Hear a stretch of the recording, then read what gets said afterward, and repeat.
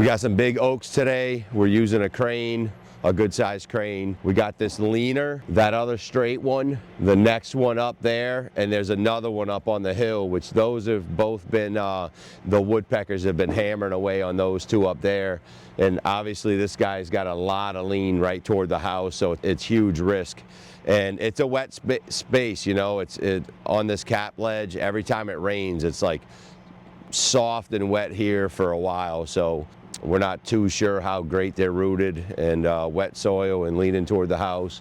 So they got to go, and we have a drainage here, so we have to, you know, I got to put some mats down and get my bucket truck up in there so that he can put the crane right here. And he'll be lowering over this wire, kind of on the hill, but it's still the easiest way to get these things out of here. Neighbors don't have a problem with us working over here? Now we've worked for these guys before, and so we shouldn't be saying the neighbor got pissed at the end of today. Hello everybody, and welcome back to another Middlesex tree video. Let's get right into it and join Chaw for some of the smaller trees that we're going to take down today that are up by the road. We are going to get these out of the way as there's a few houses towards the end of the street, so we want to make sure if somebody needs to get out that the road is available.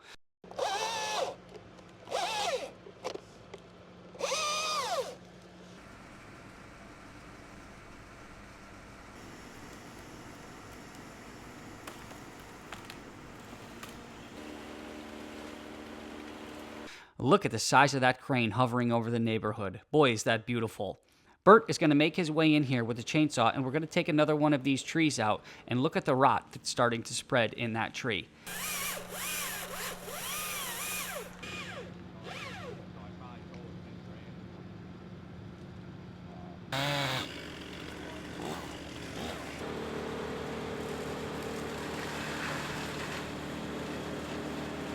Now let's pack up this big boy crane and get it into position for these two big oaks.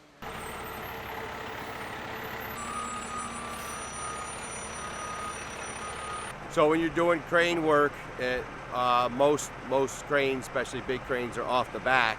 You're backed in tight, you can pick a heavy piece, you can pick a big piece, but just because you can take that weight here doesn't mean you can lower. We're lowering out in front of the crane, you know, 60 feet away or something like that. So we have to be careful. And once he finds, you know, and tells me what he's good for, I'm gonna have him boom over to the lowering zone and tell me what he's good for. So then we can kind of gauge it more off of where we're lowering and not where we're picking. But also there's a well and it's a narrow driveway, there's grass on either side. So if I pick too wide of a piece, we'll scratch up stuff we don't want to scratch up. So I'll try not to go too big and wide, but we're gonna base it off of the weight at the landing zone that we're good for.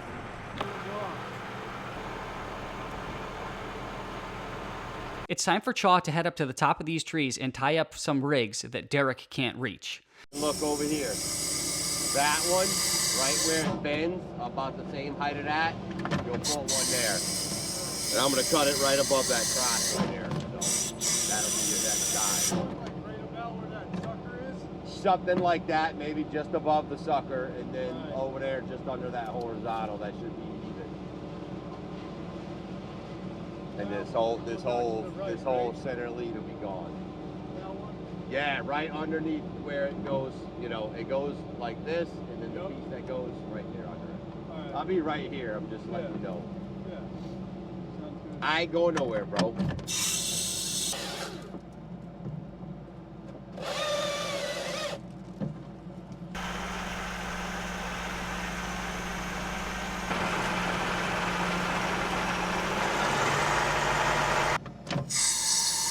Where you at, Chaw? I'm gonna bomb the tip of this dead piece down so it don't come.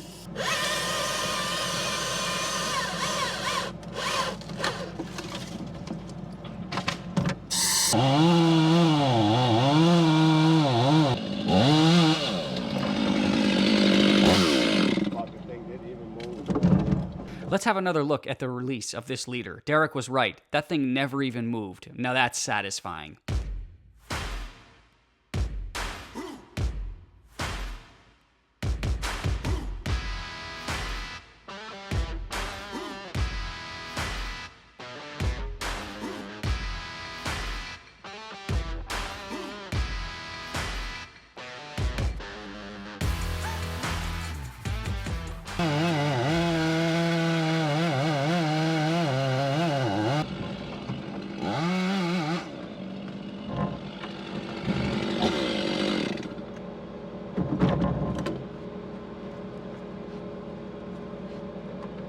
Check out our boy Dave enjoying the swing of these leaders. Derek is going to start to work on the upper part of this tree that is not leaning towards the house so that we can get this out of the way now. If I cut it at the crotch, and I don't know, can we take that piece with it? Can we take this whole thing? Is it in your way? Do you not care about it? What saw is he using?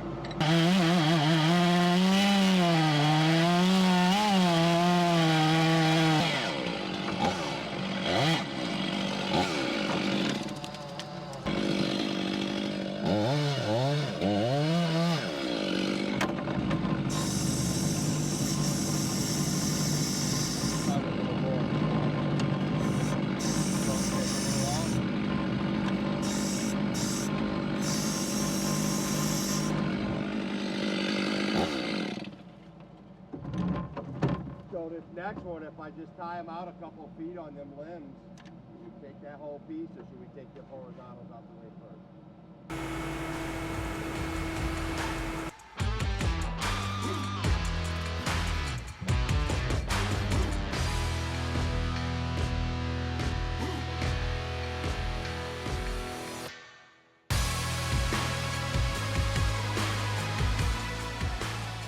Wow, you want to talk about some weight? That cut right there Derek is making is going to produce a 6,000 pound pick. That's right, 6,000 pounds. That is a hell of a lot more weight than your average minivan and pretty much the exact same weight as a Rolls-Royce Cullinan. This is what Derek was talking about in the beginning of the video when saying that you could easily pick up 6,000 pounds from the back of this crane, but if we were to try to swing this towards the front of the crane and drop it in the landing zone where we have dropped the other leaders, it's not going to happen. So we need to drop them nice and close to the truck so we don't jeopardize any safety issues or anybody get hurt.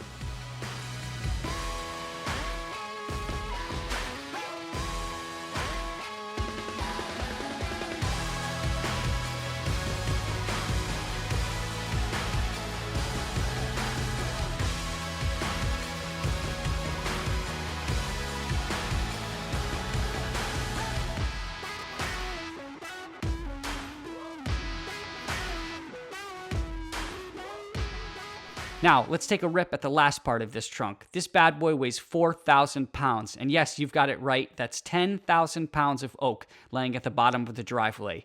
Certainly some big wood. Notice how Chaw is going to put down one of our mats from the truck here so we do not penetrate the asphalt driveway and we don't screw anything up. Yeah. $4,000. 4,000? Yep. Amazing.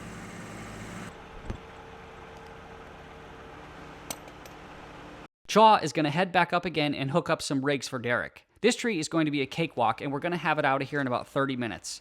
Of course, on a day that when we need 2 dingoes, one of them is going to go down. We had a hydraulic line break in this one, but Bert is quickly going to get it fixed up and back in action within a couple hours.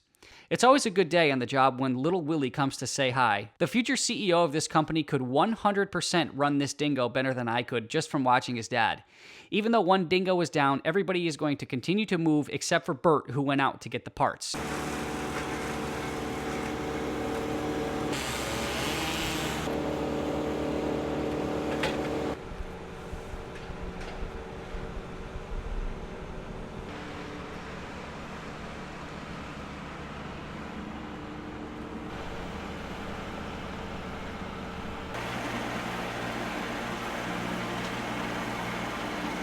And at this point, Derek is going to move the bucket truck up to the roadside and back it into this spot here and start taking down this last tree of the day. Of course, not every cut can go your way. This one comes back at Derek a little bit, and he's going to have to check his shorts after this. See a roly-poly. It's pretty close. I'm just going to back up a little bit.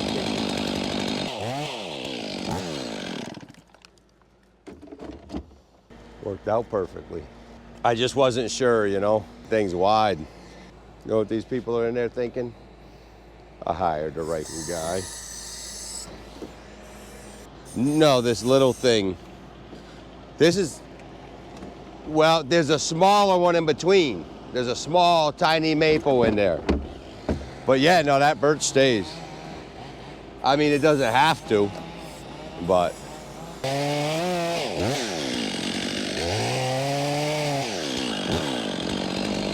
Comments on there the other day. What's the other guy in a tree for? I literally said to make the video more confusing.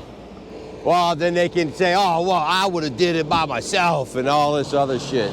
No, you wouldn't. You would have been scared to go out there on that horizontal rig a 30, 40-foot top, just like the rest of the crybabies in here. And it would have took you 3 days, asshole. Chaw is going to make the cut on this stump, and we're going to have Peter Marlowe come and meet us on this job, and he's going to take away all of the big logs for us. After he gets these cleaned up, this job is officially done, and we've got another super happy homeowner after a serious day's work from Middlesex Tree.